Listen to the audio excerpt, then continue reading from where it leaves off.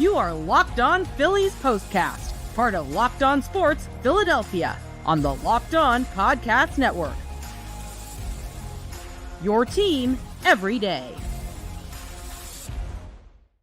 Ladies and gentlemen, welcome into the show. My name is Mark Farzetta, and you're Locked On Phillies Postcast. And this episode, in particular, are brought to you by the amazing, wonderful people at Supply House, supplyhouse.com. It's reliable. It's the reliable way to get parts fast. Shop for your next plumbing, HVAC, or electrical job and get fast shipping from coast to coast at supplyhouse.com.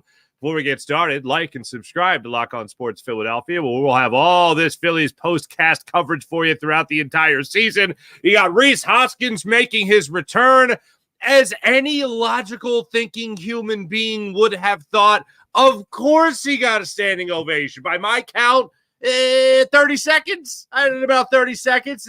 Timing it on the old phone there, sitting on my sofa, about 30 seconds. I will say, I did hear some boos coming through, but very much predominantly a standing ovation in a positive manner for Rhys Hoskins. Great to see him back there at CBP. I was a Rhys Hoskins fan. Unfortunately, I thought he became some weird lightning rod for the Phillies. Undeservedly so, but that's the way it happened. But yeah, good to see him. Welcome back to Philadelphia. I wanted the Phillies to be up 10-1, or excuse me, 10-0, and then him hit a home run, like a meaningless home run, a nice moment for him at the park. And I thought it was a very specific boo. Only Philly can boo like this, where we have really specified boos, okay? Rhys Hoskins hit the home run, boo. Rhys Hoskins hits home plate, yay. Like, it was that kind of thing. And it was a 3-1 game. It was a 2-run game after he hit that home run. I don't want any cheering after that. The introduction, Dan Baker reads his name when he's introducing the lineups. Cheer him then. Great. Comes up to his first at bat against the Phillies CBP. Cheer him. Great. 30-second. Wonderful. Yay. All right. Great. After that, you're the enemy. And this could not have been a more beautiful game. Okay. In terms of the home run, he hit a home run. Great. Didn't end up being a big deal because the Phillies won the game. Fine. But when he walked, then he stole second base, and it was the chuckle hut. It was the little chuckle fest there with Rhys Hoskins smiling, JT Realmuto smiling, Zack Wheeler, I'm sure, daggers. Okay. When that happened, all right, whatever. But then Rhys Hoskins tried to score on a single up the middle, and he got thrown out at home. And then the chuckle fest continued between him and JT Realmuto. The Phillies were on the winning end of that, too. We have that. We actually have pictures of that. If you haven't seen it, we got the pictures from our friends at USA Today that we'll show you on the show tonight. We'll also get into Zack Wheeler's start. We'll also talk about, again, the bottom of the order continues to hit for this Phillies team. You love to see it. So let's get into it. Three big things. Number one, obviously, it's Rhys Hoskins. Now, I said earlier, I was a Rhys Hoskins fan. I actually did a wedding. Like, I was the officiant at a wedding for a cousin of mine, right? And him and his bride, my cousin and his lovely bride, they said, I said, hey, I know you guys don't like Rhys Hoskins. Both of them don't like Rhys Hoskins. They play in this like a really competitive adult like softball league where they go around playing like around the country and stuff. They both don't like Rhys Hoskins. Both the bride and the groom didn't like Rhys Hoskins. And I was like, do you want me to throw out a line in here about Rhys Hoskins? And they're like, absolutely. So in their wedding vows, literally, it was to always root against Rhys Hoskins. In their wedding vows. Those were two of the people that were very much on one side of the argument that Rhys Hoskins sucks. He's overrated, blah, blah, blah. I think most people in Philadelphia had Rhys Hoskins appropriately rated, which was he was a power-hitting, not very good defensive first baseman. That's pretty much what he was. But in terms of being a leader, he was every ounce of a leader. And that's not me talking. That's players in the clubhouse that have told me how great a leader Rhys Hoskins has been. In terms of going through the real bad losing seasons here in Philadelphia and then being able to come out on the other side where he was part of a nationally championship team, unfortunately 2 wins shy of the World Series that we all know. It's rough. Sure, it's rough. But this was a guy that during the losing seasons was like the first beacon of hope. I mean, Aaron Nola in the rotation, then you obviously had you had Rhys Hoskins in the lineup. That was the first beacon of hope that something really good could happen here in Philadelphia. And then Bryce Harper took it the rest of the way. But time and time again, Rhys Hoskins was one of the guys that would go out there and talk to the media, despite the Phillies being a terrible team or despite the Phillies really falling apart down the stretch of a season. He was there to face the music, essentially. So I will always be a Rhys Hoskins fan. With that being said, I didn't want to hit a home run tonight. I didn't want the Brewers to even come close to winning, but it was a 3-1 ball game. Hoskins had his return. If you didn't see it, here it is, him tipping his cap to the crowd. Great ovation that he had down there at Citizens Bank Park. Here he is later in the game when he actually stole second base. You see his face right there. For the people on the podcast, I apologize. I'm showing pictures of the game from USA Today. So you see that happening. That's a great thing. And then this was awesome. Tries to take home on a little single hit up the middle. I would not have advised. I couldn't see whether or not he was being waved home by the Brewers third base coach or not, but the little chuckle fest continued here. You could see Rhys Hoskins getting thrown out, and then right away they both come to their feet, both JT Realmuto and Rhys Hoskins, and they're slapping fives almost, laughing it up pretty well. And then this was my favorite personally. Hoskins still laughing as JT Realmuto is trotting away from the scene, laughing as well. It was a beautiful thing. Then unfortunately Hoskins, well, I don't know if you call it the last laugh, because the Brewers lost, but he did it his 10th home run of the season on a 2-1 fastball left up in the zone by Zack Wheeler, the only blemish on Zack Wheeler's record on the night. So Rhys Hoskins, number one, welcome back to Philly. Glad you guys lost. Put it like that. Number two. Yeah, I'm even going to go this way before Zack Wheeler, because Zack Wheeler is one of the best pitchers in baseball. But one of the things I just have a really difficult time wrapping my head around, and I understand baseball is a funny game. I understand that a lot of times the guys that are the big money guys or the face of the organization, guys like Bryce Harper, they're going to have their struggles from time to time. And I'm not piling on Bryce by any means. I don't mean to single them out, but you know what I'm saying. The All-Stars, the MVPs, sometimes they struggle. But teams keep winning because of guys that are batting 7, 8, 9 in the lineup, or guys that are getting their first big league hacks in 14 months, the way David Dahl was stepping into the game tonight. I heard Taryn Hatcher's report during the game. David Dahl was feeling like this was more like his big league debut. After the game, I caught a little bit of David Dahl before I started talking to you wonderful people, and he said the same thing. He reiterated that point that he made to Taryn Nicola Hatcher about whether or not this felt like a big league debut, and it felt like a big league debut all over again for him. He last played for the Diamondbacks in April of last year. Big league debut this year. Philadelphia Phillies debut. And what does he do for the Phillies in this ball game tonight? He just steps up to the plate and he rakes. But he was one of the many guys in this lineup that yet again, towards the bottom of this Phillies lineup, rose to the occasion. David Dahl was 2 for 3 on the night. Edmundo Sosa got the Phillies scoring with an RBI single. Then Johan Rojas was 2 for 3 with an RBI single as well. And that helped the Phillies really get it going. And David Dahl, of course, mashed a home run to right field. Sharply hit, went down and got it, worked the count, full count against Wilson, went down and golfed out a fastball that was down and in, and he turned on that pitch 362 feet down the right field line to make it a 3-0 ball game in favor of the Phils, a solo shot for David Dahl. You absolutely love to see it from a guy like that. Right, looking at Johan Rojas. Johan Rojas has another RBI tonight. This isn't supposed to be the way it's going when it comes to Johan Rojas being your 9-hole hitter. He is supposed to be, you get what you can from him. You're now looking at 4 RBIs in his last 6 games for Johan Rojas. That's not supposed to happen.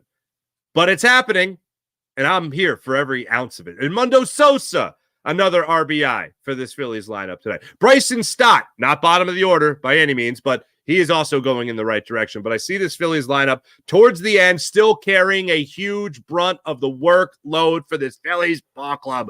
And it is unreal to watch the way that they've been producing. As I have said, throughout this entire season, and I was hoping just get to June, and then the bigger bats will really take over and really carry this team. Kyle Schwarber, I'm looking at you. I mean, Bryce Harper is coming off National League Player of the Month for the month of May. I'm not going to be down on that guy too much, okay? But the difference between the Phillies being best record in baseball and, hey, they're having a good start to the year. They're hanging around. They're in it. They're flirting with first place in the NL East, right? The difference between those nice things to say about the start of a season versus, look at this historic start on this Phillies year. It's the greatest ever, best start to a Phillies franchise ever. The difference are the little people. The difference are the little guys. The guys that are, there's no posters of these guys. There's no Edmundo Sosa posters on any kid's wall, at least not yet. Still a full season to go. So a lot of the season, I should say. A lot of the season to go. And still a lot of the season to go. There's no Garrett Stubbs posters. Right? There's no Johan Rojas, but like these guys hitting the baseball in clutch situations, driving in runs is spectacular. And that right there is the big difference. The guys eventually in the top of the order, whether it's JT Realmuto, whether it's Kyle Schwarber, Alec Boehm is a little bit of a cold spell right now. 0 for 4 tonight. He is now 0 for his last at least 9. It's a heck of a slump. His average dips below 300. He's now at 298 with his 0 for 4 performance tonight. But guys like that are going to go through cold spells. The reason, and I've said this before, but it's worth saying again, the reason I have confidence that this Phillies team will keep a great pace throughout the season. I'm not guaranteeing you 116 wins by any means, but the reason I think this Phillies ball club will at the very least beat their club record of 102 wins in a season is because everybody takes a turn to mash. Everybody. And when the big bats go cold, the little bats step up and they produce. And the big bats get hot, and sometimes the little bats are still hot at the same time. It's a great thing. And it's one of the reasons this team is just so much damn fun to watch. And I know I talked about that yesterday after a loss. But, man, this team is just fun. And I know Rhys Hoskins, to me at least, added a lot more fun. And, of course, it's fun when you win. But Hoskins being involved in it, seeing that the guys were having a little extra fun, too, seeing a guy like David Dahl step up to the plate, hit a home run for you, get a base hit for you also, that's all great. That's all fun. And these guys are really there to support each other. Also, on a side note, Ranger Suarez, you see him clapping? He was clapping for Rhys Hoskins when he stepped to the plate. He was clapping firmly. I would even say aggressively. Maybe he doesn't miss that start. Maybe he makes that start in London. Maybe he makes a trip over there to jolly old. Just maybe. Number 3, Zack Wheeler. How do I say this? I was trying to come up with the right way to say this in somewhat of a gentlemanly manner, but here's how I'll say it. It was so sweet, you guys. It was so sweet for Sean Barber, home plate umpire, call balls and strikes tonight. It was so adorable that he chose tonight to do an Angel Hernandez tribute show. I just thought that was great. I mean, what he did to honor Angel Hernandez by being terrible at calling balls and strikes, I just thought that was so beautiful. I thought he should be like in Atlantic City, or he should be in Vegas doing a tribute show like Legends in Concert. Angel Hernandez. That pitch is high. Strike. That pitch is right down the middle. Ball 1. What a beautiful tribute show this is. Too specific with the Legends in Concert? No? Maybe? Okay, anyway. He was terrible. I know they made note of it throughout the broadcast, but if you were really paying attention to this game tonight, the strike zone was BANANAS banana sandwich tonight, especially innings 1 through 5. There was one particular instance there with Zack Wheeler, to get back to the guy who's number 3 on my list here. There was one particular at bat. I want to make sure I pull it up here. 3rd inning, Ortiz is at the plate. Ball, like not even on the corner, like the out, like a quarter of the way down the outside quarter of the plate, not the corner, the quarter of the plate, right down the chute, well inside the strike zone box. Ball high, right below the line, under the line. Ball 2. I'm like, is this serious? And even at that point, I think it was what made it a 2-1 count. I think it was at this point. Zack Wheeler does a little like back off the mound.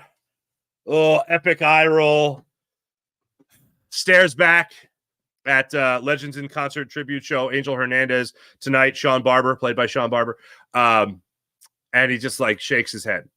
And fortunately, the Phillies were able to get out of this incredible inning in the 3rd, and I'll cover it all because this is when Zack Wheeler turned a bit of a corner, and maybe things started to go on the better side of things for Sean Barber behind the plate.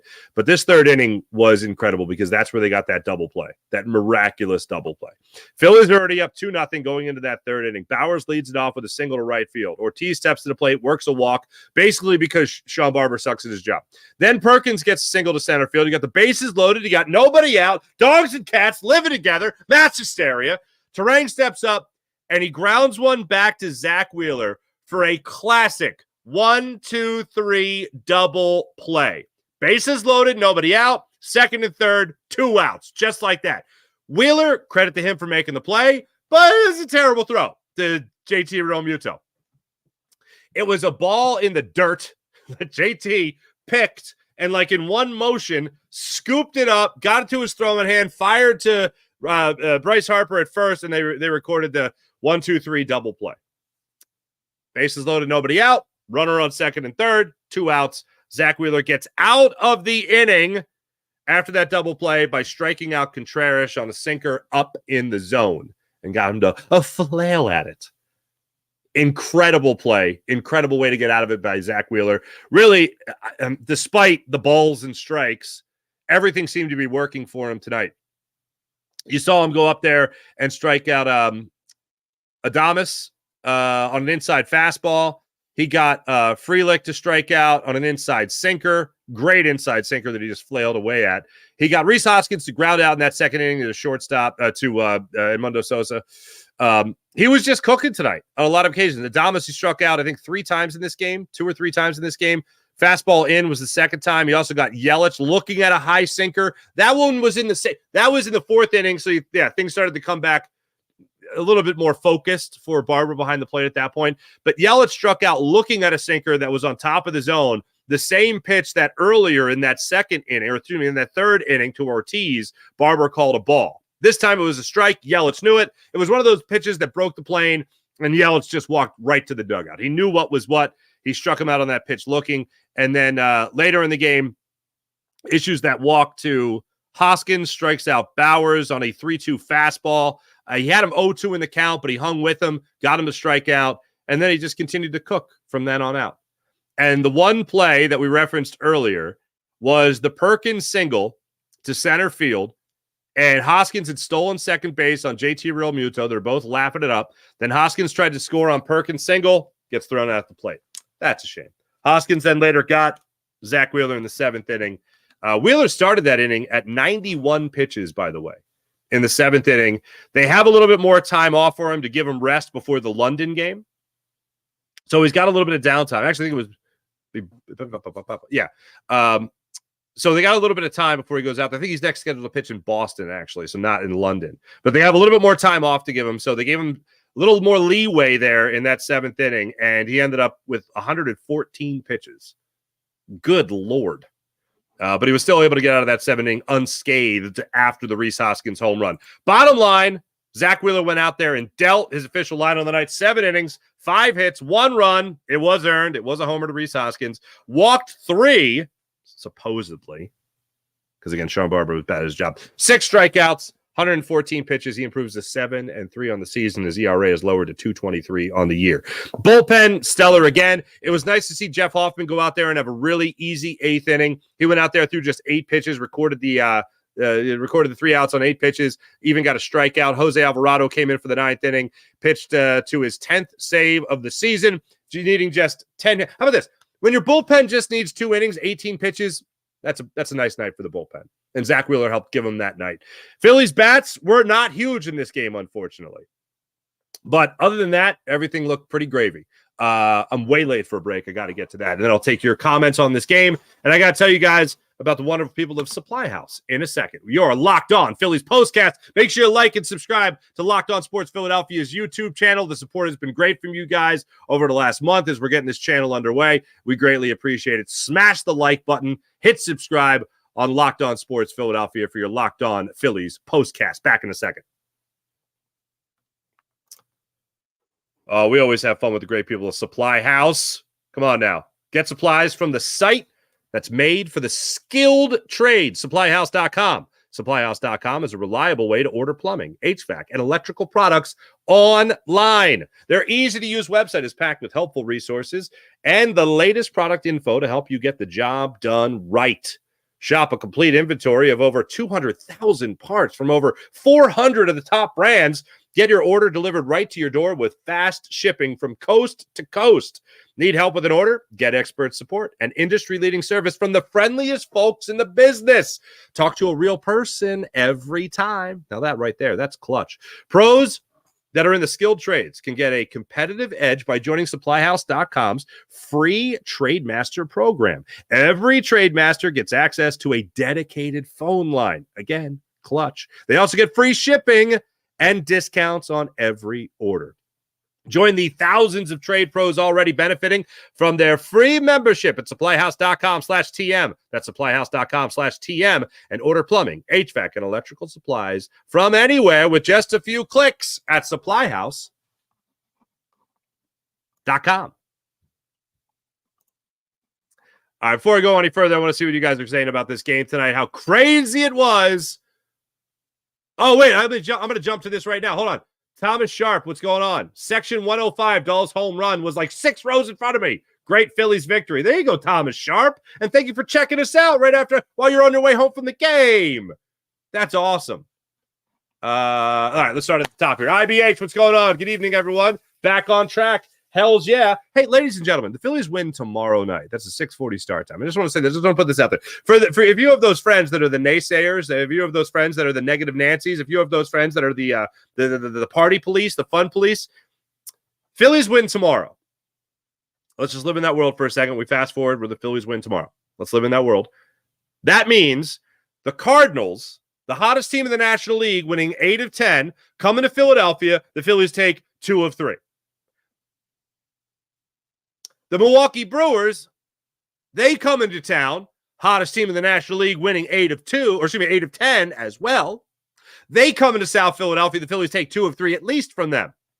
But the Phillies haven't beaten anybody. Sticking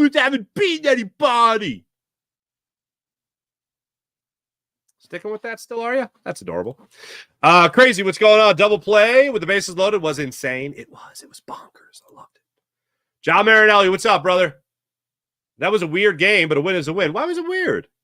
Why'd you find that game weird? Because some of the guys sucked that are normally better than that? I'm legitimately curious why you chalk it up as weird. Schwarber. Oh, okay, here you go. Okay, Schwarber, JT Hartbohm, and Nicky Singles combined for 1 hit and a walk. Nicky Singles. Okay, I'll party with that. I still like Nicky 3 buttons more, but I still like that, John. Go Sixers. Hoskins. Boo. Let's put him on the Wall of Fame now. Okay, babe. I don't know about that one. We've gone too soft. I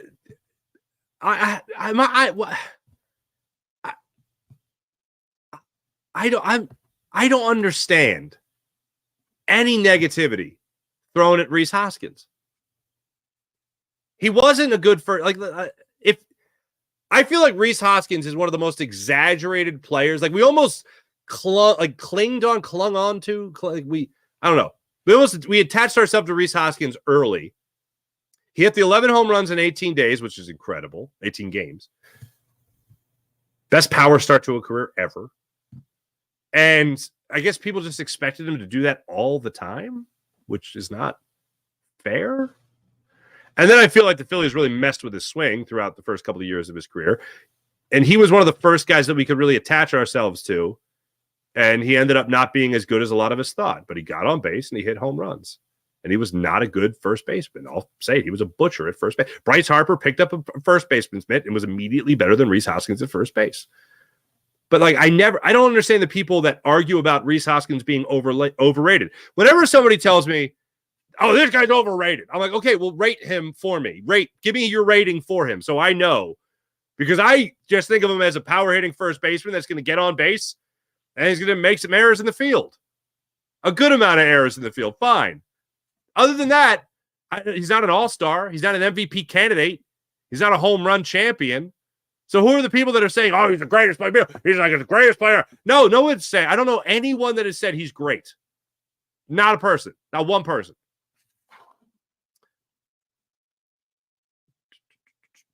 Oh, IBH, I like this. Recent production by the bottom of the lineup is really encouraging. Hopefully this will be consistent. Sure. Corey, all the Reeser feelings tonight? Mark in 1982, what's going on? What a beautiful moment. Kudos to fans. They did so much for the community of Philadelphia. They really did. The Hoskins, they did a lot in the community. They were very much involved. and just flat out good people.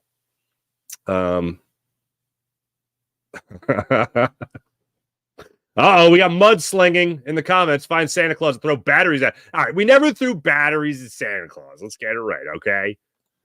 Sir Sketchable, fun game to watch with the win and everyone having fun with Rhys. Still need more from the big dogs, though. Helps when you swap out Walker for Wheeler. It certainly does. It certainly does.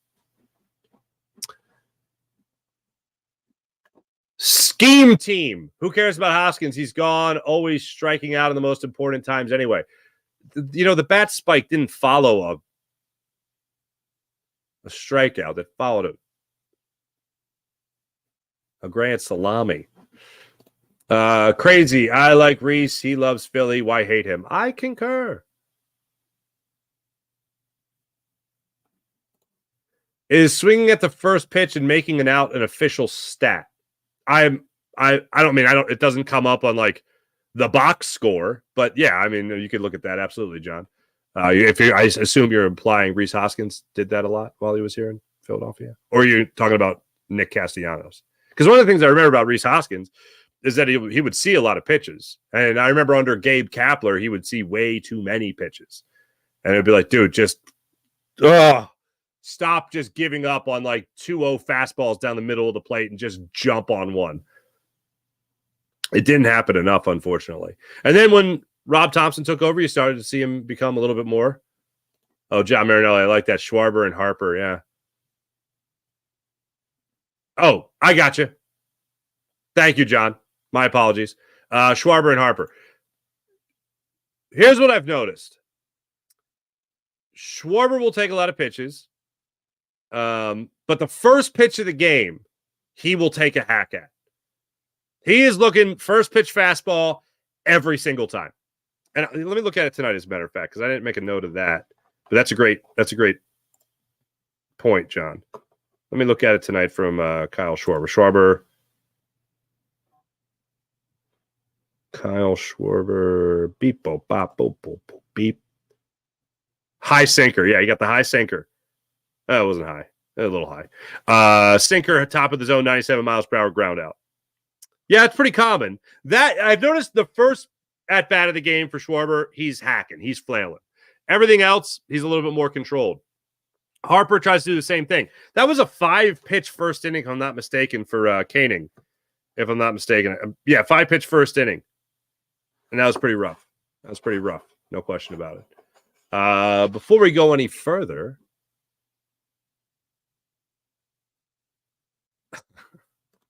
Sir Sketchable, Dahl, best 35 in a Phillies uniform? Just asking questions. No. I mean, obviously. I saw somebody ask the question to, might have been you, Sir Sketchable. Did you ask T-Mac during the game about 35? Like, I thought Hamill's number was retired. No, he's retiring this year, but they haven't done anything with the number just yet. The number is up for grabs. Thanks, everybody in the chat. You guys are wonderful, as per usual. All right. We'll take a look at where the Phillies are headed for game 3 of this series, or excuse me, game 2 of this series against the Milwaukee Brewers. Phillies improved to 42-19 on the season. The Brewers are 36-24 on the year. We'll take a look at where the Phillies are headed next, coming up when we return after this. If you guys don't have PrizePicks downloaded to your phones just yet, oh, come on now. Have yourself a good time. PrizePicks is America's #1 fantasy sports app with more than 5 million members. It is the most fun, exciting way to get in on all the action while you're watching your favorite sports teams, your favorite players. You just pick more or less on 2 or more player stats for a shot to win up to 100 times your cash. With PrizePicks, you could turn $10 into $1,000 in a single game watching your favorite sports this summer. You can make PrizePicks line up in less than 60 seconds, and you just need to pick more or less on 2 to 6 players on stat projections, and you are locked in. If you're looking for promotions, PrizePicks, oh man, do they have you covered every single week. From lowering select player stats projections on Tuesdays, which increases your chance of getting a win, to getting your entry fees back as well if you have a losing lineup on Fridays. Download the app today and use promo code LOCKEDONMLB. That's LOCKEDONMLB on PrizePicks for your first deposit match up to $100. That's LOCKEDONMLB, your first deposit match up to $100. How great does that sound? Unfortunately, I took a bit of an L today. I had more on Harper. Thought he would break out of it today on two or more hits. He did not. I had more on Bohm.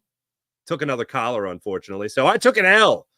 Hopefully I can bounce back tomorrow. On PrizePicks, give PrizePicks a shot. It's always fun to keep you in the game with PrizePicks. Download the app today. Use promo code LOCKEDONMLB for your first deposit match up to $100. That's LOCKEDONMLB for your first deposit match up to $100. Pick more, pick less. It's that easy with PrizePicks. Your Philadelphia Phillies, ladies and gentlemen, look to keep it going, win yet another series in their 42nd win of the season when they're back at it tomorrow night, 6:40 against the Milwaukee Brewers. You won't want to miss that one, obviously. On that one, you got Christopher Sanchez taking on Colin Ray. Christopher Sanchez is 3-3 on the season with a 2.83 ERA. He was locked in his last start, going 6 scoreless. He has now gone 11 1/3 innings, allowing just 1 run. Not too shabby. His start was a 6-1 win against San Francisco Giants in San Francisco, his last start. 6 scoreless, 4 hits, 1 walk, 7 strikeouts. His strikeout numbers have been pretty good over his last 3 starts, despite just having 2 against the Colorado Rockies in that 5 1/3 inning performance where he allowed 7 hits and 1 run. He just struck out 2. Other than that, 17 strikeouts over 3 games is pretty good. Pretty good for Christopher Sanchez. Hopefully he'll be locked in for this game tomorrow night. That's who the Milwaukee Brewers will be facing. As far as Colin Ray, he gets the start at 4-2 with a 3.77 ERA for the Milwaukee Brewers. He has gone 5 1/3 in his last start, allowing 1 run. It was earned on 5 hits, and it was a home run. That was a 6-4 victory over the Chicago Cubs. And he also, before that, pitched 5 2/3 against the Boston Red Sox in a 6-3 victory as well. That's where, and that's who, the Milwaukee Brewers send the mound. Also, one little side note for tonight's game. I know they alluded to it on the broadcast, but I 2 things I think of when I think of Holby Milner. One is the aforementioned Gabe Kapler. Not he was going to Holby Milner when he wasn't warmed up. We all remember that in the first series. Gabe Kapler was the manager of the Phillies. I think we all remember that. The second thing I think of is last year when Bryce Harper faced Holby Milner. He was the little gif of the blonde girl, the little like, I don't know what's happening. That was Bryce Harper last year facing Holby Milner. Like, I don't know where the ball's coming from. I'm just not even going to, I don't know. And then he got a single off him tonight. He looked like he was swinging out of his shoes to get that single, but he got a single. I'll take it. Ladies and gentlemen, thanks for watching. Thanks for listening. You guys are fantastic as per usual. Make sure you guys hit like and subscribe on the Locked On Sports Philadelphia YouTube channel. That's like and subscribe to the Locked On Sports Philadelphia YouTube channel. Look forward to breaking it down with you guys even more so tomorrow night after the Phillies hopefully take game 2 of this 3-game series against the Brew Crew. Thanks for watching, everybody. Once again, like and subscribe on the Locked On Sports Philadelphia YouTube channel. We'll be back with you guys tomorrow night for your Locked On Phillies postcast. Once again, I'm sure Connor Thomas will be breaking it down for you guys tomorrow as well on your Locked On Phillies podcast. See you guys tomorrow night.